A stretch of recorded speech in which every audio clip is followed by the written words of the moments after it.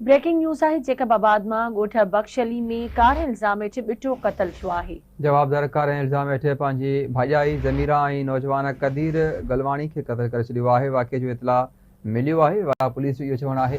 अहम ख़बर आहे जेकबाबाद खां ॻोठ बख्शलीअ में कार इल्ज़ाम हेठि बिटो क़त्ल थियो आहे। जवाबदार कार इल्ज़ाम हेठि पंहिंजी भाॼाई ज़मीरा ऐं नौजवान कदीर गुलवाणी खे क़त्ल करे छॾियो आहे। वाक़े जो इतला मिलियो आहे। वाक़े जी जांच कयूं पिया। पुलिस जो इहो चवणु आहे। अहम ख़बर आहे जेकबाबाद खां ॻोठ बख्शली में कार इल्ज़ाम हेठि बिटो क़त्ल थी वियो आहे।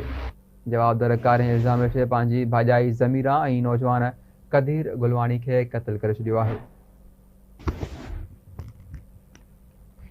एक भेरो ॿीहर अवांखे आगे कयूं पिया। ब्रेकिंग न्यूज़ आहे जेकबाबाद में गोठ बख्शली में कार इल्ज़ाम हेठि बिटो क़त्ल थियो आहे।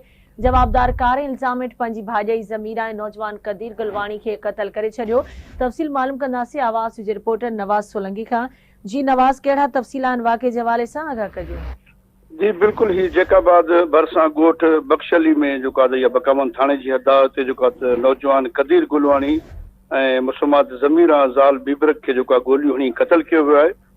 पुलिस मूजिब जो जवाबदार सलाह पंहिंजी भाॼाई के जो क़त्ल करण बाद जो नौजवान के भी जो कार इल्ज़ाम हेठि जो क़त्ल किया आहे। वाक़े बाद जो पंहिंजो जवाबदार फरार थी वियो आहे।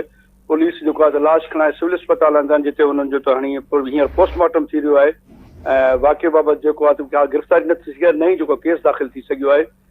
जी वॾी महिरबानी अपडेट करण लाइ।